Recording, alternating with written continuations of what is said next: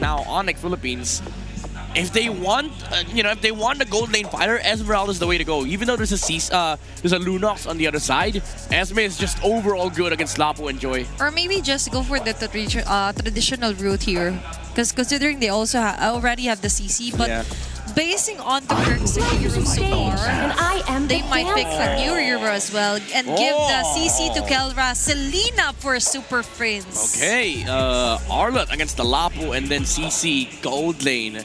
I still think Xborg works here for TNT. You go greedy around. There's no harm. If you're TNT, put Benny on the Lapo and utilize an Xborg XP for 3 Mar. It's not as heavy on playmaking, but it's more so like Onic PH. If you don't capitalize on the mid game, you just lose out late game. That's it. Or maybe they want a late game here, like a Moskov for Benny QT. There you go. Or something like the Xborg as you've mentioned. And they will be picking it off onto their last pick here for first drafting phase. Now, with the stage set and the hero set midnight, for TNC Pro Team, they kind of got the gist of what Onic Philippines is trying to do by getting the Selena for Super Friends and even the Kalea. But looking at the index now, it's more of a late game spike here for TNC Pro Team. Yeah, I mean, again, it's as we've mentioned earlier, Onic, they do have mid game. They have the capacity to snowball, but if they don't get King Kong enough, if they don't give King Kong enough farm and space, they're just going to naturally lose to this lineup of TNT. Let's see, because it's going to be a do-or-die match for our second match of the day. Only one can survive. Let's head on over to the Land of Dawn to get to know more onto this game. Casters, it's your time. And it's time for a lower bracket bout between TNC Pro Team and Onic Philippines. Last night, TNC came so close to locking in for that upper bracket bout. At the same time, last night, Onic got hard swept. This time, though, it's elimination that's on the line for Onic and TNC. And that's what they're fighting for, to get into the top 3 and to stay in this tournament. And possibly even redemption, especially if you're talking about Onic Philippines. Looking at the lineup that TNC brought in, we've known them to have this very specific brand of MLBB. Post-Project Next, they have played so much fighter gold lane. Cutie, the Storm, we know that he does this often, but here he's rocking an Xborg. Yesterday, we saw Kelra hovering over an Xborg, but in a post-match interview, he confirmed that it was always going to be a Moscow. Yeah, that's something Onic hasn't fully committed to trying again, because it's not like they didn't try using fighter gold lanes at all. In the regular season, we did see them try explore, but this was the first one. This was the first one, and then we saw another hero, I believe it was along the lines of a Ruby, but it wasn't as successful of a campaign from Onic. But maybe after what happened against Team Liquid, they've realized a few things that maybe they have to find a way to make it work.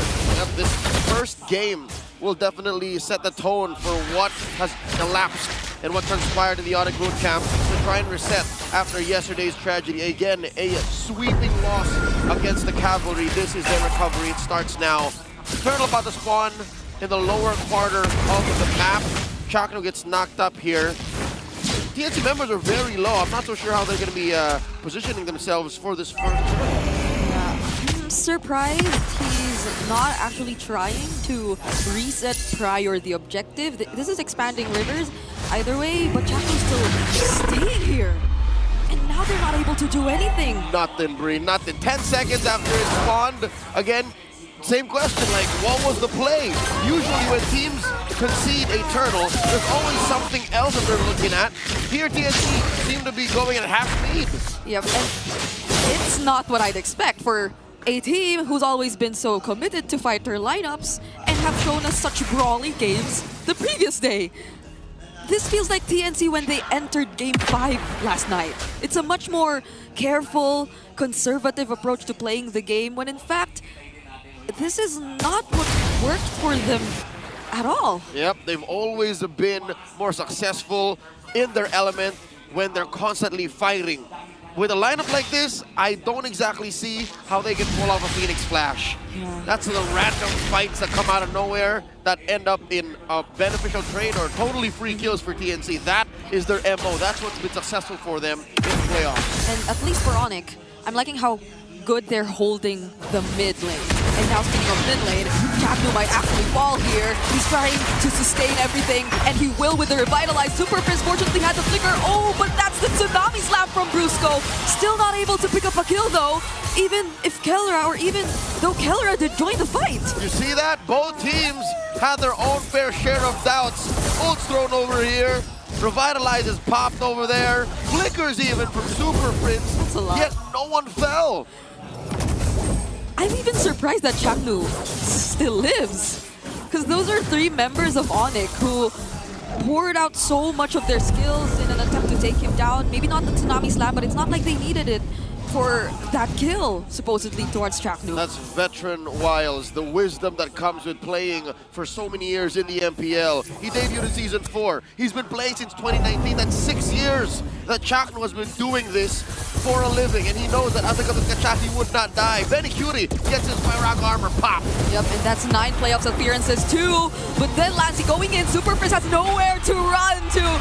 First blood for Lancy on this Lunox once more, but the Tsunami Slam gets committed onto the right target.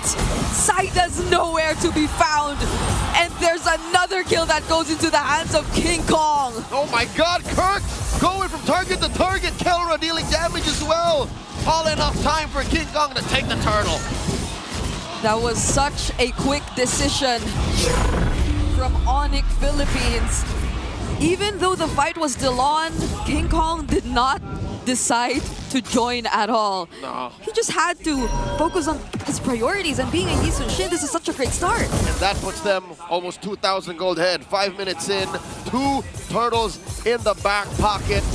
This is the Onic we've been looking for. Penny again gets his Firaga armor popped. A trap triggered. It's not a good game to be an X-Borg. It's not a Farsa mid lane you're seeing in Super Prince, but the way he keeps bursting the Firaga armor essentially feels the same. The rotations towards the top lane have been so frequent, and this is the first time we're seeing Benny on the X-Borg, but we're not able to see much from him just yet. Nope, we've always seen him get his Firaga armor pop. No last insanities that actually mean anything. So TNC have to find a way to recover elsewhere. And it looks like the EXP lane ain't gonna be it. Folks, in case you've just joined us recently and are not aware of how things work, there are gold lane fighters now. So this is not a mistake. You're seeing an Arlen versus a Lapu-Lapu in the EXP lane and a CC and an X-Borg in the gold lane. Do not be confused about which is the EXP lane, because it's still the Arlot Lapu. It's just that we're currently at a point where even the gold lane mostly revolves around fighters now. Yep. And maybe it's also because of, oh, hold on. Tsunami Slam! Now that's an XP lane pickoff. We were just talking about it, and 3-Mar gets taken down. Boris James Paro has had it. Since yesterday, he's been struggling to get his team to a good position, and now he said he'll just put it into his own hands, literally, serving up kills. 3-2 now, still keeping that 2,000 gold lead, and King Kong farming. I think he's had it with this question of, so really, who's the king of the jungle? It's him! Individually, He knows it's him! right, it's like individually they woke up. Brusco now deciding to pick the Kalea. Oh, he is a bit more decisive in terms of the pickoffs. Hold on though, there's the Firaga armor, he's intact. The last insanity we finally see it. Saida actually gets the objective this time. Will Lancy survive though? He gets to walk away. The flicker knock up from Brusco. Lancy does not survive, and that's the last insanity just to escape. Kirk making things work as well. But so far, it's just TNC who lose a member! Oh my god! And it's no longer just one! The Monster Mage shows up! A flicker and a kill on the Betty! Okay, I know we mentioned things about waking Kirk! up. Now even Prince does, but Kirk gets taken by Zaida. So that's at least one trade TNC got. But in the past few team fights we saw, King Kong, Brusco, Prince, they've all had their individual highlights already. This was what was lacking from them yesterday. That's right. And now TNC are looking for a way to get into a dominant position. You need to get some offense in there. And Kelra pops that curtain call, throws it between Lancey and Dreamar, almost takes down Lancey. Oh, he's gonna get punished hard. Zaida. He finds him there. Could have been really close for Lancey though. They're not letting Lancey serve as a secondary core in this situation. Nope. It's like they know that's what Lancey's supposed to do. So maybe that's also why they put so much emphasis towards the mid lane. A lot of fans online, armchair analysts, and everyone who has an opinion thinks Lancey needs to step his game up, and Onic are pressing hard on that. They're applying pressure on TNC's mid laner, their team captain. And I'll tell you now, I get it. This is the right thing to do. If Lancey gets into a position where his damage is real, and he can start acting as a threat magnet as well to Selena, so that, oh my god, There's another setup from Brusco. He's mad, I could feel it. Yep. Now there's a Mountain Shocker too. It's a combo wombo. You're gonna get hit by one of these things, these arrows, those tsunami slams. Everything. Even Kirk is a real threat to Lancey. We don't even get to see the final slashes yet. It's like everyone else is able to look for openings even without Kirk starting things up. Brusco doesn't have the Tsunami Slam, but that's already enough to take out the Braga Armor. There goes Kirk. He finds a 3-man setup, and every single member of Onic just decides to go in. Betty Cutie keeping himself safe under the turret, but another knock-up, denying Zaida of his attempts. And the double for Kelra on the CC. You know someone else who's had it with these haters, these naysayers? Who? That's Kirk. Kirk has had a rough season 16, and on this Arlen, he is earning all of the trust that was once there from the online community. Lord for Onic, now they're up 4K. Wow, that's even a Rose Gold Meteor pickup by Kirk. I could feel how aggressive he wants to play this Arlot. And even just now, that was a really aggressive one. He was already under the turret, and I'm surprised he still survived. And he's third in farm. Super Frizz ain't even that close. Super Frizz is like 1,000 gold away, so you understand why Kirk is farming this way, why Kirk is building up this item kit that allows him to do just that. Again, an Oracle, that casual Fury Hammer. Even Dreamar can think twice with how the economy is going for the Phoenix Army. Yeah, we can't see Dreamar confidently jumping in with the bravest fighter at all. No. And maybe at this point, Onic might even consider him as a target, as a viable target for whatever setups they want to go for, just because of how much damage they could already throw out.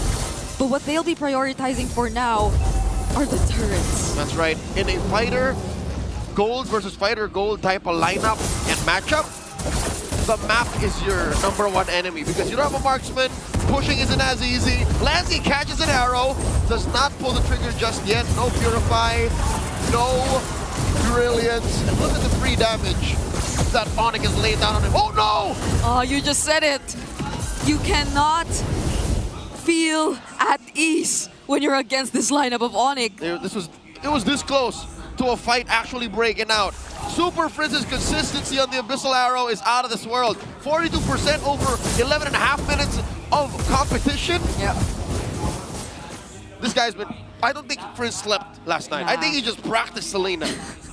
All these skill shots are landing on every single member of TNC. And again, if maybe Chaklu did still have his AOG there, they might have considered fighting back, but it was a no, so they couldn't afford to risk anything. Not when Onic was that close to their base turrets, to potentially doing a siege that they'll forever regret. And look at how close supposedly things were, but not until you look at the map. Yep, no, big picture. It's more than just this 2,000 gold gap between King Kong and Zaida. And it's not like Zaida looks like a chump, all right? Zaida somehow finds a way to always get what's left on the map. And it makes sense because he is technically the funnel. It's not an easy shit lineup, yes, but he's doing the same thing. Farm into me.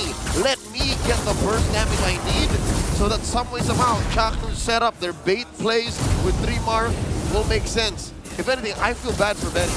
It's Benny who can't catch a break.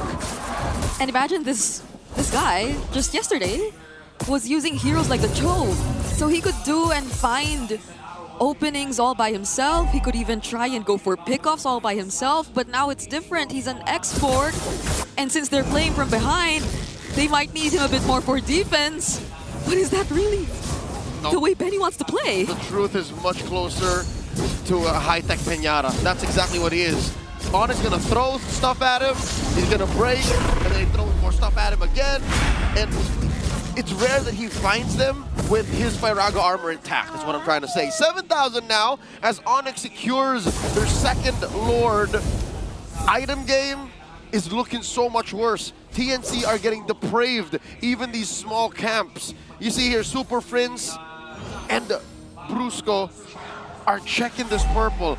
I think they understand that Zaida needs the purple more than the orange. It's another situation of choking out resources from an assassin jungler. And arguably, maybe that's why we're seeing a lot more less joys come into play, because again, the joy feels as if it needs a bit more time, it needs more farm. Yep. And now Onic know exactly how to prevent Zaida from getting to that point where he could just fight head on.